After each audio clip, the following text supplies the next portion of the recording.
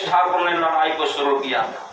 अब ये हम तीसरी पीढ़ी के लोग हैं जिनके माथों पर ये लड़ाई पूर्वत हमारे बीच में आ गई और ये पत्राचार ये अब इसको समाप्त करके हमको मूल अधिकार देने का जो लड़ाई हमारे पूरे बिहार के बहुत सारे संगठन के लोग मिलकर कर रहे हैं, लेकिन हमें न भारत सरकार हमारी बात सुन रही है न बिहार सरकार सुन रही है।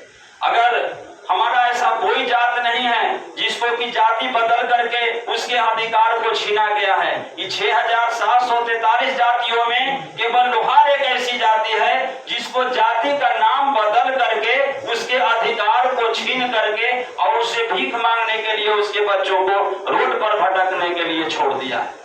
तो इतनी बड़ी लड़ाई है, हमको इसको कैसे पाटना है। संवैधानिक लड़ाई भी चल रही है। इस संदर्भ में कई केस हाई कोर्ट में भी हुआ, सुप्रीम कोर्ट में भी हुआ है। संभावना है हम न्यायिक लड़ाई भी लड़ेंगे, लेकिन अगर हम इस चीज को अगर राजनीतिकरण करके अगर हम रोड से इसका अपनी मांग को करते हैं, लोकतंत्र में जनता सबसे बड़ी शक्ति होती है।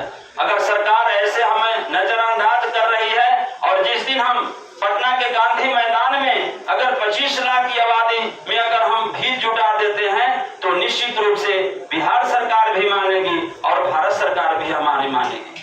तो हमें उस संदर्भ में हमको काम करने की जरूरत है। आज हमारे बीच उमेश शर्मा जी मिल गए हैं, उमेश विश्वकर्मा जी मिल गए हैं, जिन्होंने न आपके बीच में लोकसभा के सदस्य लोकसभा के लिए वोट मांगने के लिए या उसे सहयोग राशि के लिए आए हैं, न विधानसभा में जाने के लिए आए हैं। ये आए हैं केवल चूंकि ये सक्षम हैं, इनको आपके बच्चों का भविष्य का बीड़ा इनको चुभने लगा। इन्होंने एक बीड़ा उठाया है कि मैं इसे एक बड़ा महारैला गांधी मैदान में करके और हम सरकार को हराने का काम करेंगे, अपनी ताकत दिखाने का काम करेंगे। तो ये होगा कैसे, ये कैसे होगा। हम कहते हैं कि 40 लाख आबादी हमारी है। हमारे कुछ वक्ता ने कहा कि अगर 10 लाख भीड़ जुट जाएगी तो हम समझेंगे कि हम सफल है।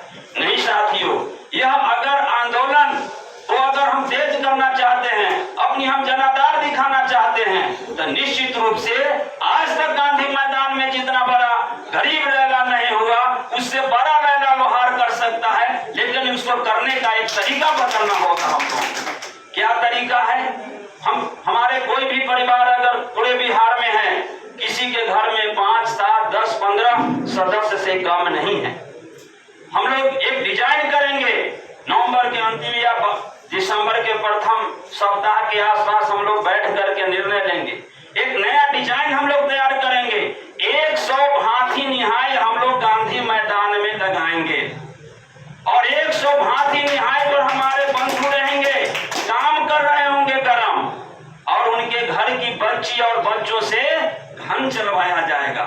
वो देखे कि यह समाज आज भी अपने वही आदिवासी के रूप में जहां से ये सभ्यता संस्कृति का विकास हुआ है, आज भी लोहार उसे वही काम करके अपने बच्चों को वो भरण पोषण कर रहा है। एक नया डिजाइन होगा। दूसरी बात कि मैं चाहूंगा कि अगर हमारे घर में 1 साल के बच्चे का अगर हम उसकी माँ है, उसको छोड़ करके आप अगर कहीं यात्रा पर निकलते हैं, आप कहीं टूर पर निकलते हैं, आप कहीं देवी देवता के दर्शन के लिए निकलते हैं, तो पूरा परिवार के लोग निकलते हैं।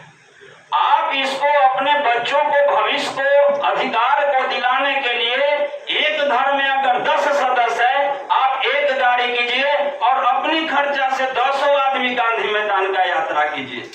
अगर हम ऐसा करते हैं पूरे बिहार के लोग, तो मैं समझता हूं कि सारा रैला रैली जो है वो फीका पड़ जाएगा और बगैर मेहनत किए हुए हम लोग गांधी मैदान को बखूबी भर देंगे। उसके लिए कहीं खाने पीने का इंतजाम हम लोगों के माध्यम से न हो।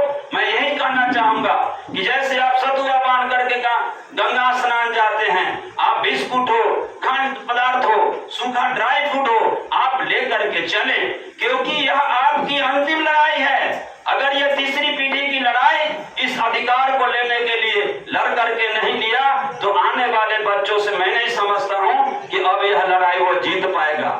आप समझ ले कि आपके सर पर एक बहुत बड़ा जवाबदेही है। और मैं तो यहाँ कहूंगा, जब हमारे रामजी बाबू इसी चंपारण की धरती से